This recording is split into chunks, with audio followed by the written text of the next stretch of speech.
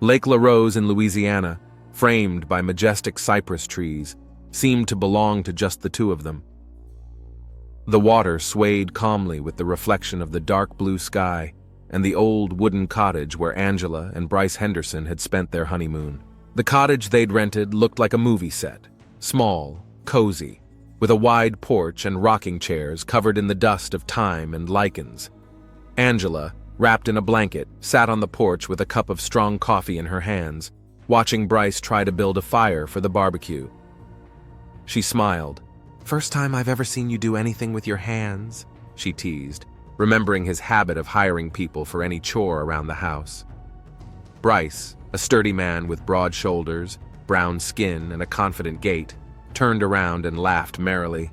"Well, I had to impress you with something on a first date, didn't I?" she said. He winked at her, but then his face focused back on the flame that refused to flare. Angela noted it in her head. Her smile faded as her mind flashed to the fact that she knew next to nothing about Bryce's past. Their relationship had progressed rapidly, and after 6 months of dating, they had decided to get married. Angela trusted him, she thought, completely. Still, at times, she caught herself feeling as if she were making her way through a thick fog where every movement raised new questions. "Tell me again how you decided to go into business," she asked suddenly, trying to put a playful tone to her voice. Bryce looked at her over his shoulder. "You know I did. It was a good opportunity to invest in a startup. The fear was wild at first, but then it all went downhill from there." He went back to fiddling with the fire without adding any details to the story she already knew. Angela had noticed that such conversations invariably ended in a common phrase, but until now she'd tried not to emphasize it. She put it down to Bryce's busyness and her desire to idealize her husband. A couple hours later, when the sun was almost hidden behind the horizon, they were finally enjoying some juicy ribs and roasted vegetables. Bryce leaned back in his chair and, raising his wine glass, asked, "So, what are we doing tomorrow?" Angela smirked. "How about we go fishing? You've been bragging about being a master of the fishing rod, so prove it." He laughed again, this time a little strained. "That's right. Tomorrow I'll pull out the biggest fish on the lake for you." But his gaze went somewhere over her shoulder for a moment, as if something had distracted him. The phone on the table suddenly vibrated, and Bryce immediately picked it up. The smile slid off his face as soon as he glanced at the screen. "I'll just be a second, work," he explained, getting up and walking off toward the path. Angela sat alone, finishing her wine and reflecting on how often he had started to have urgent business lately. Work had always seemed important to him, but somehow now it was annoying. She ran her finger along the rim of her glass, thinking about the life she'd left behind in New Orleans, her friends, her work at the law firm, the familiar rhythm. The face of Chantal, her best friend, who had never been able to approve of this marriage, suddenly popped into her mind. "You're in too much of a hurry, Angela," she'd warned. When Bryce returned, the familiar, calm smile shone on his face again, as if nothing had happened. "So, movie marathon?" he suggested, as if nothing was more important than being together here and now. "Sure," Angela replied, but a trace of worry remained inside, like a scratch on glass. The next day they did go fishing. Angela acted like a novice fisherman, which was true, though. They laughed when she missed a few big fish, and even Bryce, despite his professional skills, only caught a couple small perch. However, when she sat down to rest after another failed attempt, she noticed Bryce again whispering with someone on the phone behind the trees.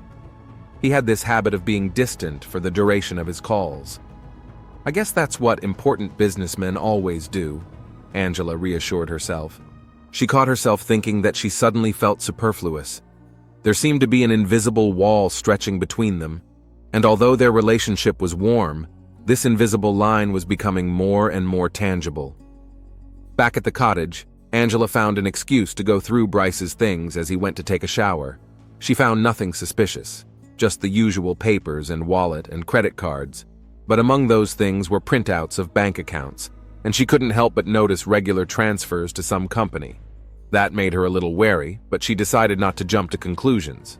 Late that afternoon, sitting on the porch enjoying the fresh air, Angela asked the question that had plagued her all day. "Bryce, What are these transfers to Soleil Investments? I found the documents in your things. His face darkened for a second. Then the smile returned, but less confidently. It's an old story. A friend and I tried to start a business on the side, but the project didn't take off, and now it's just there to pay off old debts. You know, business is an unpredictable thing. Angela nodded, pretending that was enough for her. She wasn't an expert in finance, but her intuition told her that something wasn't right here. Then why didn't I know about this project? She wanted to ask, but didn't, deciding it wasn't time to spoil the honeymoon. The next few days flew by in casual amusement, walks, dinners, and campfires. But the little alarm bells kept ringing, and they became harder to ignore. One evening, as they were getting ready for bed, Bryce's phone vibrated again. Angela heard him walk quietly out of the bedroom. She got out of bed and went to the door to overhear his conversation. Bryce was saying something muffled and irritated. Then she heard him say, "No, she doesn't know anything. Just make sure everything goes according to plan." Those words stuck in Angela's mind. She went back to bed and lay staring at the ceiling, realizing that it wasn't as simple as she wanted to believe. The morning started out familiarly. The smell of coffee and toast, the soft light coming through the curtains, and Bryce busily going through his things. Angela sat at the table pretending to read a book, but actually watching her husband out of the corner of her eye. He was putting some papers in his suitcase and then hid it in the closet. "Are you going to work?" She jokingly threw, "Are you going to work?" She jokingly asked, "No, just getting everything in order," he replied without raising his head. That brevity was alarming. Lately, conversations with Bryce had begun to feel like a game of one-way answers. He'd say exactly as much as he thought he needed to and change the subject quickly. Angela could see her thoughts turning into loops, tending toward one thing. What was he hiding? At breakfast, she decided to ask a couple questions, casually, so as not to seem suspicious. "Bryce, remember when you told me about your first business? You never told me why you sold it?" He looked up, lingering his gaze on her a little longer than usual. There was too much competition.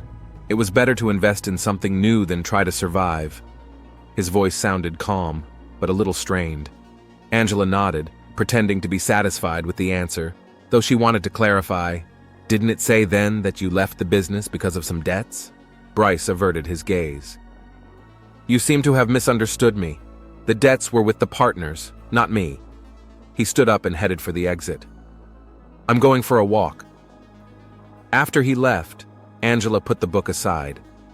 Her intuition told her it was time to look in the suitcase he had hidden in the closet. She opened it carefully and discovered a folder of documents. Among the many pages of accounting records and contracts, the printouts of transfers to Soleil Investments, a name she'd heard before, caught her eye. There were large sums of money involved, and something told her that it wasn't a simple, old debt payment. When Bryce returned, Angela was sitting on the porch, trying to hide her nervousness behind a smile. "So what's on the plan for today? Another outing to the lake?" I tried to make light conversation. "Sure," he replied, but it was obvious his thoughts were preoccupied with something else. By late afternoon, the tension had peaked. After several failed attempts to get any details out of Bryce, Angela lost patience. "Why don't you ever tell me the truth? What's with all the transfers to this company?" Her voice shook as she showed him the printouts. Bryce squirmed. He took the sheets from her hands, glanced at them, and tossed them on the table. "What are you doing going through my stuff? Do you even trust me?" His tone was harsh, as if Angela had broken some invisible contract. "I do, but not when you're hiding important things." She stepped closer without taking her eyes off him. "Why are you going off the phone? Why are there amounts in these documents that you didn't tell me about?" Bryce took a muffled breath as if figuring out how to answer. "It's not what you think. You don't understand how it works. These translations are part of business agreements. I don't have to fill you in on every detail." His voice grew rougher. "That's not an answer." Angela clenched her fists, trying not to break into a scream. "You married me, and now you're acting like I'm your subordinate, not your wife. And don't you dare pretend you're so naive, Angela. You knew I was in business, and business is no walk in the park," he said, throwing her an angry look. Then, Turning abruptly, he walked out of the cottage, leaving Angela alone. She stood in the living room for a few more minutes, listening to the silence that had suddenly become as pressurizing as a slab of concrete. Sitting down on the couch, Angela covered her face with her hands, but there were no tears, only a feeling of helplessness that was overridden by determination. She wasn't going to let any more questions go unanswered. Her heart pounded as she went back to Bryce's suitcase again. This time she took all the documents and began to study them more carefully. Almost every one of them concerned Soleil Investments, with the amount in the accounts exceeding any reasonable limits for a normal business. Among the documents were ATM statements showing large cash withdrawals, but what struck her most was a folder labeled Soleil Development Project, some investment project Bryce had never mentioned. Embedded in one of the documents was a letter addressed to Bryce from an unknown correspondent. "It's all set. You know what to do. We'll figure it out after your vacation." There was no signature, but the content was eloquent enough. Angela felt something snap inside. Her instinct told her that these papers could be a clue to something much bigger than she suspected. 2 hours passed before Bryce returned to the cottage. He looked tired and angry. "Are you still mad?" he began, but Angela interrupted him, holding up the very papers. "Explain this," she said coldly, showing the letter and papers. His face contorted, as if he didn't know how to get out of it anymore. "You've got it all wrong," he squeezed out through gritted teeth. "This is just business, Angela. You have nothing to do with these deals." "But I'm your wife, am I not?" she said angrily, feeling ready to explode. "Or am I just a statistic in your life?" "You know what?" Bryce replied, retreating to the door. "I'd rather go out for some fresh air than listen to this." With those words, he threw the papers on the floor and left, slamming the door loudly. Alone in the cottage again, Angela contemplated what she should do next. She gathered up the papers and took them to the kitchen table to study them once more. One thought was bouncing around in her head. Bryce wasn't what he seemed. She had married him too quickly before she knew enough about him. When Bryce's cell phone vibrated on the nightstand, Angela picked it up machine quickly and looked at the screen. It was the same number she'd seen more than once when Bryce had gone to talk alone. She froze for a moment, but curiosity took over and she answered. "Hello?" she uttered, trying to sound calm. There was a brief pause on the other end of the line. Then a low voice came on, clearly surprised that the woman had answered. "I'm sorry. I think I have the wrong number." The voice sounded uncertain, as if the person hadn't expected to hear someone else's voice, and was now looking for a way to get away from the conversation. Angela, sensing this awkwardness, quickly answered. "This is Bryce's phone. He's out right now. Who's asking?" There was now a note of confusion in the caller's voice, but he tried to hide it. "I'm from the bank. We wanted to discuss one of the transfers made recently." Angela caught the nervousness in his tone, and it didn't sound very convincing. She thought the caller was understating something or trying to cover up his real purpose. "The bank, you say? I'll tell Bryce you called," she answered, deciding not to give away her suspicions. As she hung up the phone, she felt a wave of anxiety sweep through her body. The words, "discuss one of the translations," in light of the documents she had found, raised even more questions than answers. The morning began as usual, the bright sun shining through the tree crowns, illuminating every blade of grass and refreshing the cool air. Angela woke up before Bryce and was already making coffee when he, slightly sleepy, joined her in the kitchen. "Good morning, beautiful," he said as he hugged her from behind and pecked her cheek. His warm voice and soft touch seemed real, but something deep inside Angela wouldn't let go. She hid her thoughts behind a smile and tried to focus on the present moment, not thinking about the strange phone calls and suspicious documents. Bryce looked carefree, as if the past unpleasant conversations and tension of the last few days had completely dissipated from his mind. He was good-looking, slender, muscular. His dark skin contrasted nicely with his white t-shirt, and his smile, as always, seemed too perfect. But for Angela, that perfectness was beginning to lose its power. She sensed there was something else lurking behind that screen. After breakfast, Bryce suggested a walk in the woods. "Some fresh air," he said. Angela agreed, hoping the change of scenery would help take her mind off her worries. The path they followed was familiar, but it seemed new. A light breeze stirred the leaves, and the silence was broken only by rustles in the bushes and the distant cries of birds. Angela walked a little ahead, stopping occasionally to listen to the sounds of nature. "It's so peaceful out here," she said, turning to Bryce, who was walking a little behind. "It's good at least we got out of the city. It helps a little to reset." Bryce nodded, but his gaze was staring off somewhere off to the side, as if he was pondering something far away. Angela felt slightly irritated. Why was he always thinking somewhere far away? It seemed like a honeymoon, the perfect moment for lovers, but there was some invisible wall between them, silent but tangible. "Can you hear me at all?" she asked half-jokingly. "Sorry," Bryce replied with a slight smile. "I'm just thinking about business," he added as if inadvertently. I should make a couple calls soon." Angela felt a familiar sense of unease. She would have liked to say something sharp, but held back. Not now. Not here.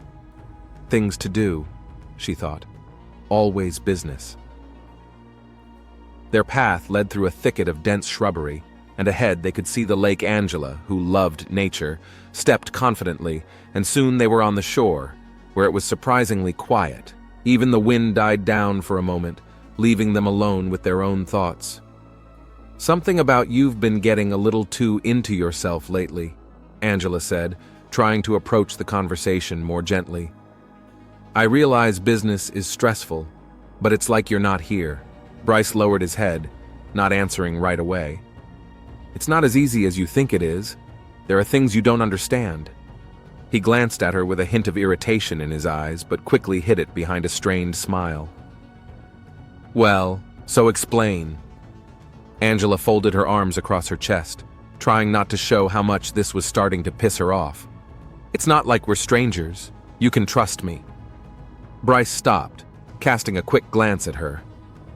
"I trust you," he uttered, but his tone was far from convincing.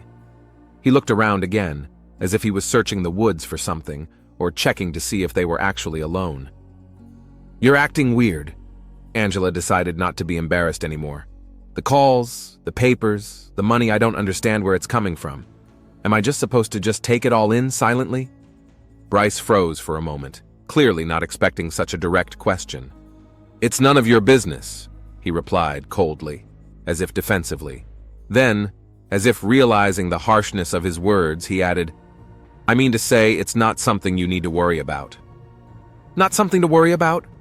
Bryce, we're married, in case you've forgotten." Angela couldn't contain her anger any longer. "I'm not some outsider, and if something goes wrong, I want to know." Bryce looked away again, and for a moment the silence between them was deafening. He looked again like he was somewhere far away, thoughts not here. "Okay, I'll tell you everything when the time comes. Trust me, okay?" Angela hummed incredulously and stepped aside, as if trying to take a pause in this endless conversation that was leading nowhere. She noticed a small side trail leading deeper into the woods, and suddenly she wanted to walk alone, to be alone with herself, if only for a few minutes. "I'll take that trail. I'll wait for you on the other side," she tossed over her shoulder, not waiting for Bryce's response. "What? Why? I don't think there's a good trail there," Bryce spoke, but she was already heading that way. The path was even more overgrown than she thought. The branches clung to her clothes, and she had to slow her step. After a while, stopping to catch her breath, she looked back. Bryce was standing far behind her, and his figure was already lost in the shadows of the trees. Angela stepped forward and immediately tripped over a root, losing her balance. A second, and she fell, hitting her knee on the ground. "Shit!" she cursed, feeling a sharp pain in her leg. She got up, but as she looked around, she realized she didn't know how to get back up now. She couldn't hear Bryce, though he had to be somewhere nearby. Her heart hammered more frequently, but she decided there was no need to panic. "I'll go back," she muttered to herself as she headed toward where she'd last seen him. But when she reached the trail, he wasn't there. "Bryce!" she called out loudly. There was no answer.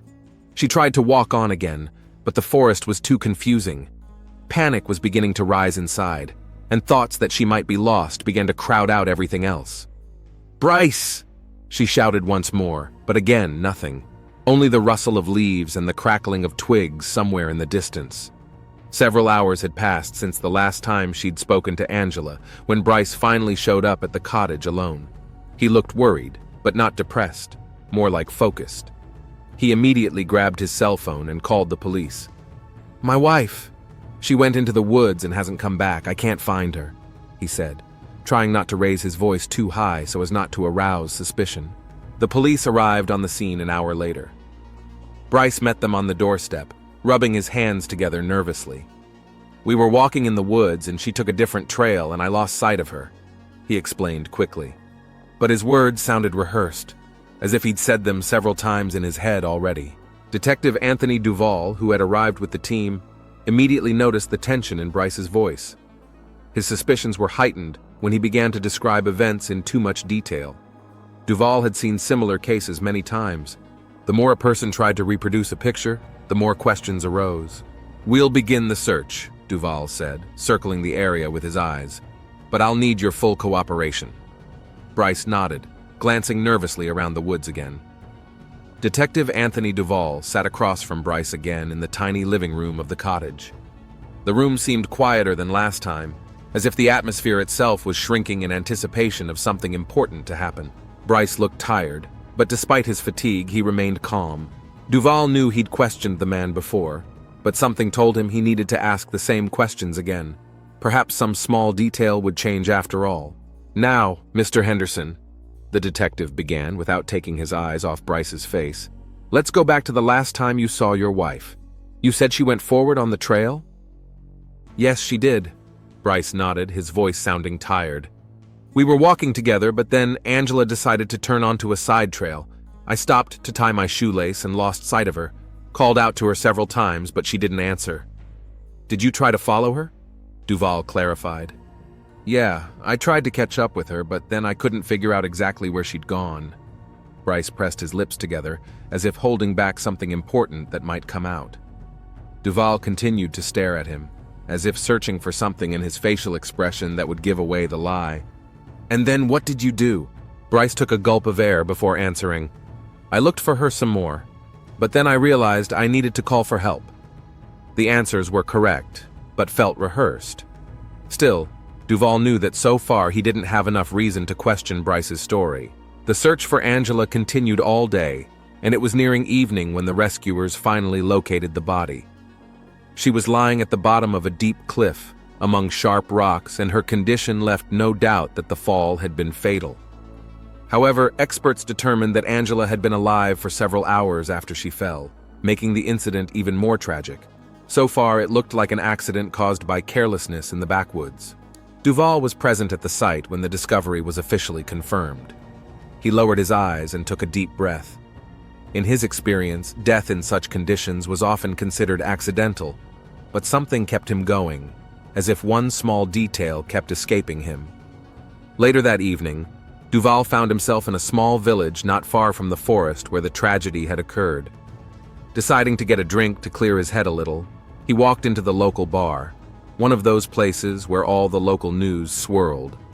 The bar was small, with faded posters on the walls and creaky wooden chairs. But he didn't need frills right now, just a little peace of mind. He sat down at the counter and ordered himself a whiskey. As the bartender poured him a drink, Duval overheard two men sitting at a nearby table talking. The voices were loud enough to be distinguishable. "I'm telling you, Charlie, that bridge almost fell apart a couple times while I was fixing it," said one of them, a middle-aged man with strong arms and a weathered face.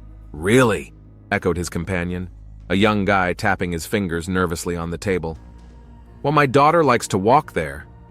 You know I'm worried, don't you?" "Of course I do. That's why I fixed it up a week ago. Strengthened it all up like it should be," the first man replied, taking a sip of his beer. Duval tensed. His hand froze on the whiskey glass. "Fixed it a week ago?" ran through his head. He stood up, turning to the two men. "Sorry to intrude," he said, stepping closer. "Are you talking about the bridge on the trail that leads through the woods to LaRose Lake?"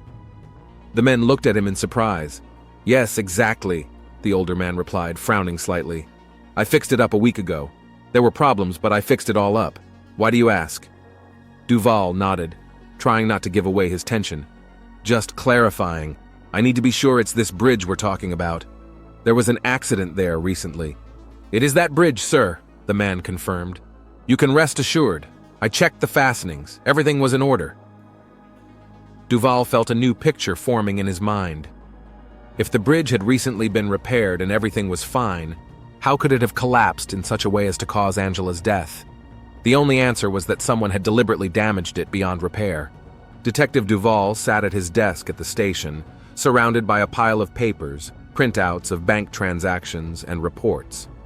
At first glance, everything looked like ordinary financial documents, but he knew there was more than just business behind those lines of numbers. He managed to gain access to the bank records associated with Bryce and Angela, and soon interesting facts began to surface. The bulk of the transfers went through Soleil Investments, the same company that Bryce had mentioned in their first conversation. However, the detective quickly realized that the structure of this company was nothing more than a screen behind which larger financial transactions were hidden. The money was deposited into accounts registered in Angela's name, but was almost immediately transferred onward to more closed offshore accounts.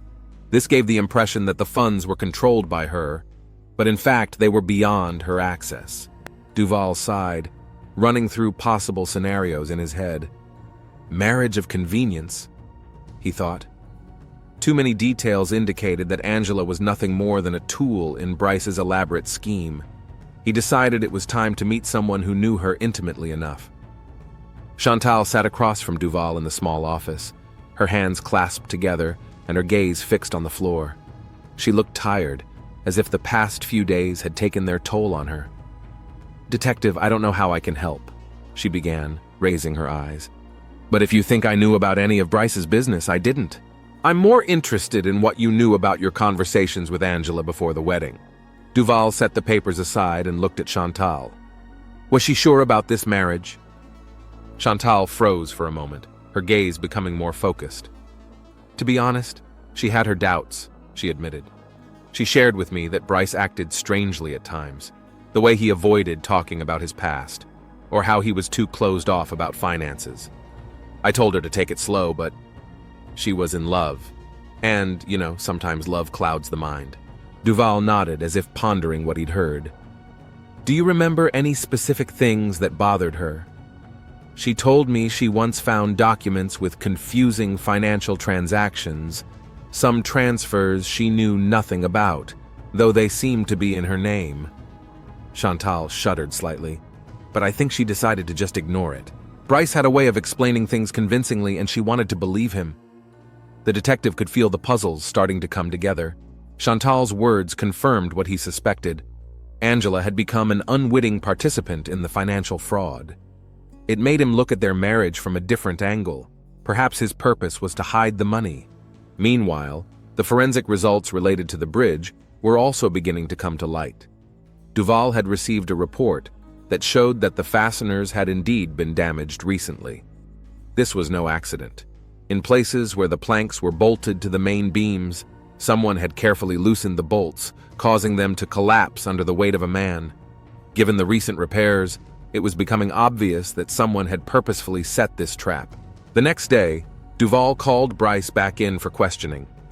This time the atmosphere was more tense, and Bryce himself looked as if he knew something was different. "Mr. Henderson," the detective began, placing the crime scene photos and copies of bank statements in front of him, "it seems that we have new information. Are you aware that shortly before your wife's death, large sums of money were transferred into her name?" Bryce wrinkled his nose as if in pain and quickly frowned. "We've already discussed this. They were business transfers. We had joint investments." "Investments, you say?" Duval interjected with a slight chuckle. "Did you know that all that money was diverted to offshore accounts a few days later? And did you know that the fastenings on the bridge she fell from were intentionally damaged?" Bryce's face petrified for a moment, but then he found the strength to keep his composure again. "That sounds like an accusation, Detective. You have no evidence that I had anything to do with this." Duval leaned toward Bryce, speaking quieter but more clearly. "Maybe not yet, but we have questions. Many questions that I'm sure you'll be able to answer thoroughly. For example, Why were all the financial transactions so closely tied to your wife's name if you claim they were your investments? Bryce jerked back, his jaw tensing slightly. It was a precautionary measure, no criminality involved. Angela knew about the transactions and was in agreement. Duval thought again, looking intently at Bryce as if solving another puzzle. I wonder if she would have agreed to it, knowing that it could have ended this way. He said, then added, "Do you mind if we continue to look into the details of your business, Mr. Henderson?" When the interrogation was over, Duval remained in his office, immersed in his thoughts. More and more signs were pointing to the fact that Angela's death had not been an accident. The financial schemes, the damaged bridge, the doubts she'd had before the wedding, all of it was adding up. But there was still a lack of direct evidence. He decided to visit Chantal again to clarify some points. Upon meeting her, she already seemed calmer than last time, but still remained wary. "Chantal, I need you to tell me how Angela reacted to those documents she found. She discussed it with you in more detail, didn't she?" "Yes. She said she wanted to go to a lawyer but changed her mind at the last minute," Chantal replied. Bryce assured her that it was just a temporary mix-up and everything would be resolved soon. "And she believed him?" "I think she did. Or wanted to believe him. She loved him very much and didn't want her suspicions to ruin everything." "Well," Duval sighed, "sometimes love really does cloud the mind." The detective left Chantal knowing that the story was beginning to take shape into something bigger. But he needed to find the last piece of the puzzle. The evidence that would show that the marriage was nothing more than a convenient cover for financial fraud and murder. Duval sat at his desk, once again going over all the available evidence, as if trying to piece together a complex puzzle. With each new piece, the picture looked more and more like an elaborate scam. Bryce was using Angela as a cover to hide his machinations. It was clear as day. However, direct evidence of his involvement in her death was still lacking. Financial transaction reports, account statements, and Soleil Investments documents lay before him like clues to some complex puzzle. Bryce's every move was well thought out. Money transferred to Angela's accounts would immediately go offshore, making it almost elusive. For anyone else, it would have been the perfect crime, but Duval wasn't about to give up. He decided to revisit the surveillance footage from the bank through which the transfers had been made. As he scrutinized the footage, he noticed a small detail. A few days before the tragedy, Bryce had entered the bank with Angela. At first glance, it didn't seem to make much difference, but Duval caught something odd in their behavior. Angela looked tense, as if something was bothering her. Bryce, on the other hand, seemed overly calm, more like the confidence of a man who knew everything was going according to his plan. The next day, the detective decided to talk to the bank clerk who was working that day. Duval hoped the clerk would remember some detail that might shed some light on their visit. "Can you tell me exactly what the conversation was about when they came here?"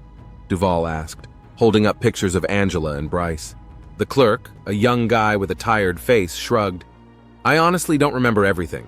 I think it was about some kind of transfer that was to go from their joint account to Mrs. Henderson. He insisted that she be present for it. It seemed strange to me. Usually such things are done without too much formality. Why did it strike you as odd?" With raised eyebrows, Duval clarified. "She seemed, how shall I put it, unsure, like she wasn't fully aware of what was going on," the clerk replied, frowning slightly. Mr. Henderson, on the other hand, spoke calmly, as if he knew in advance that everything was going to be all right. This confirmed Duval's suspicions. Bryce was using Angela to disguise his criminal activities. The marriage was nothing more than a screen to hide his machinations. All indications were that Angela had begun to suspect something and was probably about to tell the truth, but didn't have the time. This forced Bryce to act, quickly and decisively. Meanwhile, the forensic results of the forensic analysis of the bridge fasteners were on the detective's desk. The experts confirmed that the fasteners had been loosened by hand. In the places where the bolts should have been tightened to the stop, there were signs of recent manipulation, as if someone had loosened them, but tried to do it discreetly. All indications were that it had been done to create an emergency situation. Duval leaned back in his chair, pondering his findings. All the strings were coming together now. Financial fraud, using Angela as a cover, a weakened bridge. But for a full-fledged indictment, Something more was needed, something that would directly link Bryce to the bridge damage. That evening, Duval decided to talk to Chantal one more time. Perhaps she knew something that might answer the questions that still remained unanswered. Chantal met him warily, as if she was afraid to hear what he was about to say. "Chantal, have you ever heard Angela mention any dangers on the trail where the tragedy occurred? Perhaps she noticed something strange about the bridge or its condition," Duval asked. Chantal hesitated, as if trying to remember something important. "You know," she said after a pause, "Angela was telling me a couple weeks ago that Bryce was suggesting that she avoid that trail. Said the bridge was old and might not be safe. But she always replied that it was fine and she enjoyed walking there. She even joked that Bryce was too overprotective." Those words struck the detective's head like a bolt of lightning. Bryce had been preparing the ground in advance to direct Angela exactly where he would set a death trap. It gave him the opportunity to avert suspicion from himself in advance. If anyone later learned of his warnings, it would only confirm his version of the accident. The next day, Duval went to the workshop where the man who repaired the bridge worked. This workshop serviced all the surrounding forest trails, and this was where the bridge had been serviced just a week before the tragedy. The detective hoped to find something to help figure out who might have had access to the vandalized fixtures that were used for the repairs. The workshop wasn't too big, but it smelled of machine oil and wood resin. There were tools hanging on the walls, neatly arranged on shelves, and in the corner was an old workbench stacked with miscellaneous parts.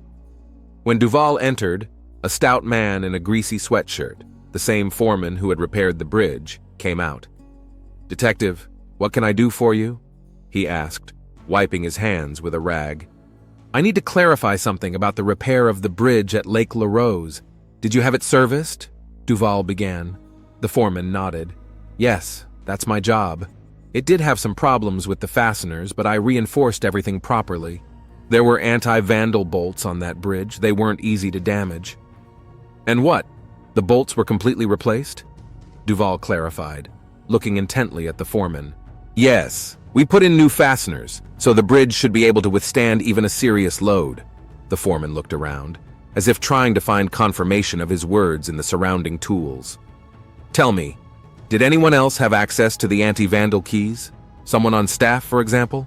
Duval asked. The foreman hesitated.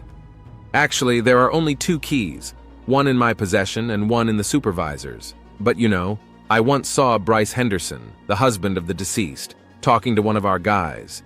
He was interested in the repairs and even asked me to show him how the anti-vandal key worked."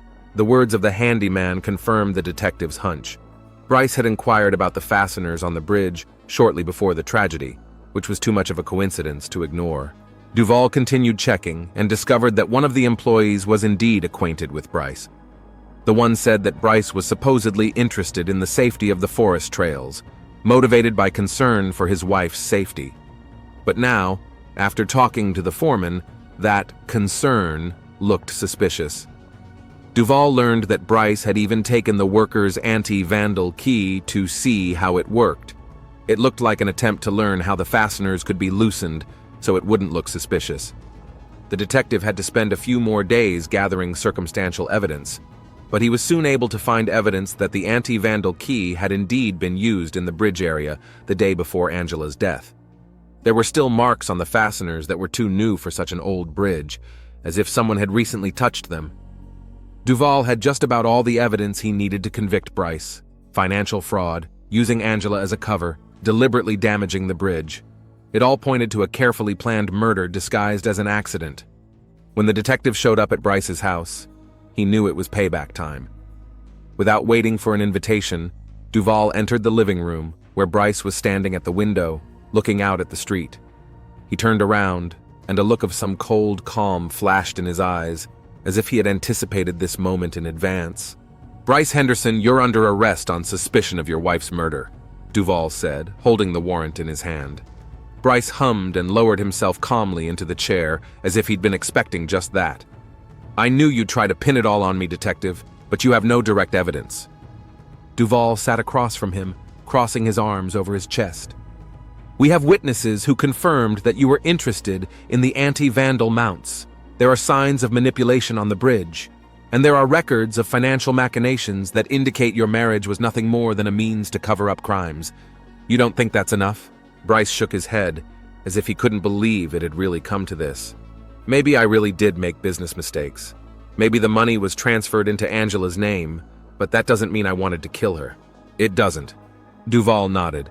But except that before the tragedy, you warned her not to go down that trail, and told people the bridge wasn't safe.